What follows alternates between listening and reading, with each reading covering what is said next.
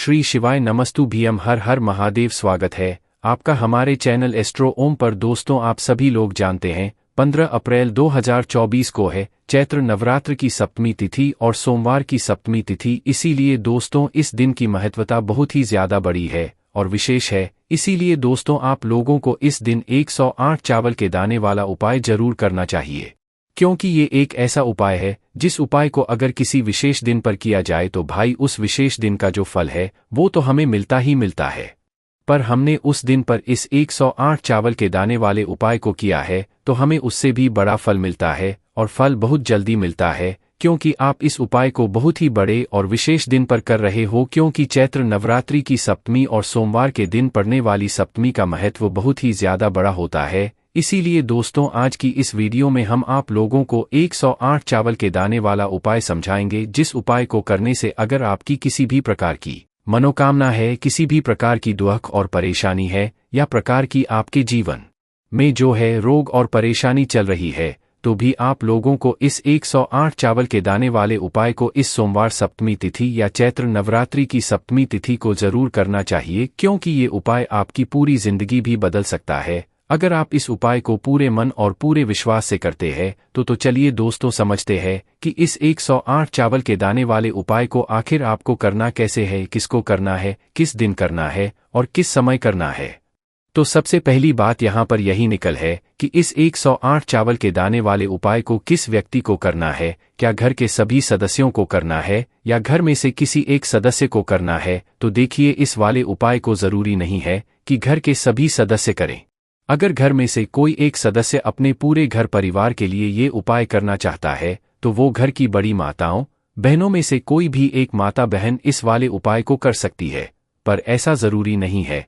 अगर घर में सभी सदस्यों की कुछ मनोकामना है, कुछ दुख और परेशानी है जो कि अपने लिए मांगना चाहते हैं भगवान शिव जी से, तो भाई आप इस 108 चावल के दाने वाले उपाय को सिर्फ अपने लिए भी कर सकते हो। कि मतलब आप घर में से अगर सभी सदस्य भी इस उपाय को अलग अलग करेंगे तो आपको सबको अलग अलग इस उपाय का फल मिलेगा। पर अगर घर में से कोई एक मुख्य सदस्य इस उपाय को करेगा तो उसके पूरे घर परिवार को इस उपाय को करने का फल मिलेगा। अगर आप इस उपाय को अपने घर परिवार की सुख और शांति के लिए करते हैं तो क्योंकि दोस्तों ये दिन बार बार नहीं आता है, चैत्र नवरात्रि साल में सिर्फ एक बार है और ये सप्तमी, ये सोमवार की सप्तमी भी बार बार नहीं आती है। इस मौके को अपने हाथ से आप लोगों को नहीं जाने देना चाहिए।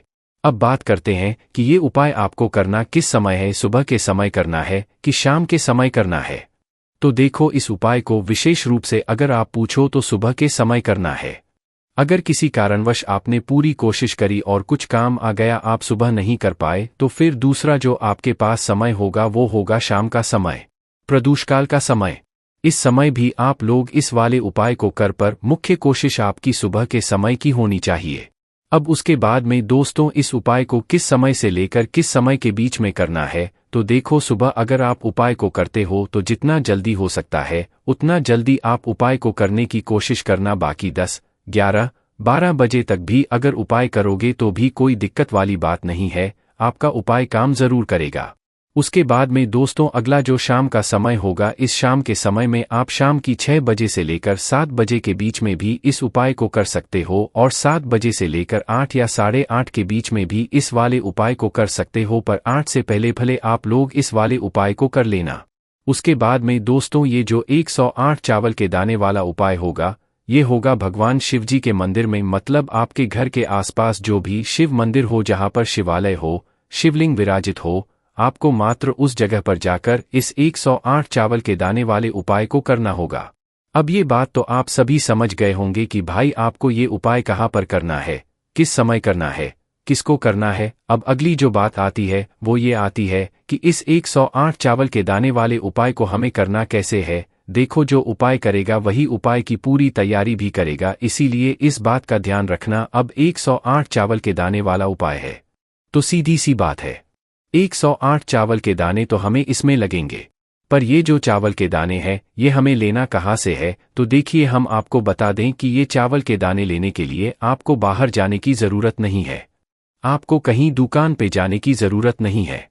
मात्र आपके घर के रसोई घर में या आप जिसको किचन बोलते हो आप उसमें जाना और आपके घर के रसोई घर में जो भी चावल बनते हो भाई उन चावलों में से एक मुट्ठी चावल निकाल लेना। अब ऐसा बिल्कुल मत समझना कि हम पके चावल बोल रहे हैं, हम कच्चे चावल बोल रहे हैं। मात्र आपको अपने घर के रसोई घर में से जाकर उन 108 चावल के दानों को निकाल लेना है। पर 108 चावल देना ऐसे नहीं निकालोगे, पहले एक मुट्ठी या एक कटोरी चावल आप लोग अलग से निकाल लेना। अलग से निकालने के बाद दोस्तों फिर आप लोग उन चावल में से जो है एक एक चावल का दाना अच्छे से छांटना, जो कि 108 चावल के दाने होंगे। पर ये जो 108 चावल के दाने आप लोग ले रहे हो ये ना तो टूटे हुए हों ना कटे पीटे हों, बिल्कुल साबुत चावल के दाने होने चाहिए। अगर टूटा हुआ कटापी दाना हुआ तो भाई फिर आपका उपाय काम नहीं करेगा।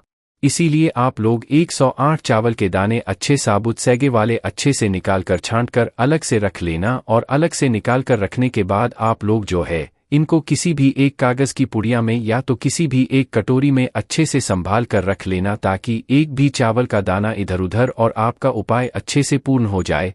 अब यहाँ पर ये चावल के दाने तो हमारे तैयार हो गए हैं। उसके बाद में बात आती है, क्या हम इन चावल के दानों को लेकर सीधा उपाय करने पहुंच जाए इस चैत्र नवरात्र की सप्तमी तिथि या सोमवार की सप्तमी तिथि को? नहीं, ऐसा बिल्कुल भी नहीं करना है। देखो, अगर सुबह के समय आप इस उपाय को कर रहे हो मुख्य रूप से आपको कम से कम 1 लोटा जल भरना है। सिर्फ अगर आप उपाय को करने के लिए जा रहे हो तो 1 लोटा जल जरूर लेकर जाना है।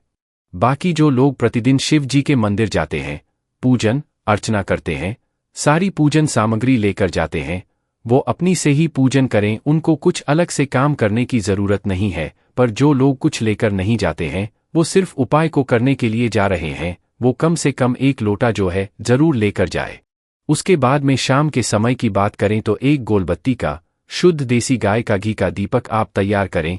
कौन से किस चीज का होगा? आटे का दीपक, गोल बाती का, शुद्ध देसी गाय के घी का। ये दीपक मात्र आप तैयार करके और अपने उपाय की सामग्री को अपने साथ में रखकर आप उपाय को करने के लिए जा सकते हैं। अब ये बात हमने क्यों बोली? क्योंकि दोस्तों हमें भगवान को कभी भी ये नहीं चाहिए कि हम अगर आपके पास आ रहे हैं तो सिर्फ हमारे मतलब के लिए आ रहे हैं, हमारी मनोकामना के लिए आ रहे हैं। तो इससे अगर आप पूजन सामग्री भी लेकर जाओगे तो इससे ये कहीं नहीं दर्शाएगा कि हाँ आप भगवान शिव जी के पास सिर्फ अपने मनोकामना के लिए जा रहे हैं, आप उनकी सच में भक्ति करने के लिए जा रहे हो। इसलिए पूजन सामग्री लेकर जाना थोड़ा बहुत जरूरी हो जाता है। इसलिए आप लोग सुबह जा रहे हो तो 1 लोटा जल लेकर जाना और शाम को जा रहे हो तो 1 दीपक लेकर जाना, जो कि हमने आपको बता दिया कैसे लेकर जाना। उसके बाद में दोस्तों जो अगली बात आती है वो ये आती है, क्या हम सीधा उपाय कुछ जाकर सकते हैं? नहीं, सीधा जाकर आप लोगों को उपाय नहीं करना है। पहली बात तो शुद्धता का विशेष रूप से ध्यान रखना है। इस उपाय को करते समय जब भी आप उपाय को करें तो शुद्धता का ध्यान रखना है। सुबह के समय तो आप स्नान करोगे, धुले हुए या नए वस्त्र पहनकर उपाय करना, और शाम के समय कर रहे हो तो शाम के समय स्नान करने की जरूरत नहीं है, आप हाथ मुंह धोकर भी इस वाले उपाय को कर सकते हो। अब अगली जो मुख्य बात आती है वो ये आती है कि हम अगर सीधा जाकर उपाय नहीं करेंगे तो फिर कब करेंगे? तो देखो, सीधा आप लोगों को जाकर उपाय नहीं करना है। पहले आपको पूजन करना है, अर्चना करना है। जो भी पूजन सामग्री आप लेकर आए हुए हो पहले वो करना है ना, और शिवजी के मंदिर में ही जाना है। आपके घर के पास में जो शिव मंदिर हो वहां पर आप लोगों को जाना है। शिवजी के मंदिर के अंदर प्रवेश करना, पहले दर्शन करना, दर्शन करने के बाद शिवजी के पास में पहुंचना और फिर शिवजी की पूजन अर्चना करना। पहले 1 लोटा जल ही चढ़ेगा।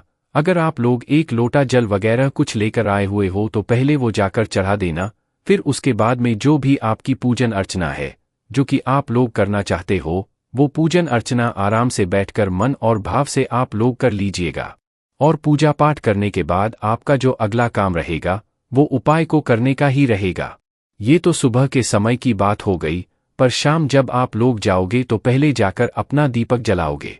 देखो, दीपक जो जलाओगे ना आप लोग वो अपनी माचिस से जलाओगे। अपने घर से अपनी माचिस लेकर जाना, भूलकर मत जाना। आप लोग हर बार कई बार भूल भी जाते हो, इसलिए हम आपको हर बार याद दिला देते हैं। तो माचिस जरूर लेकर जाना और अपनी माचिस से उस दीपक को जलाना। मंदिर में बैठकर ही जलाना है, घर से जलाकर नहीं लेकर जाना है।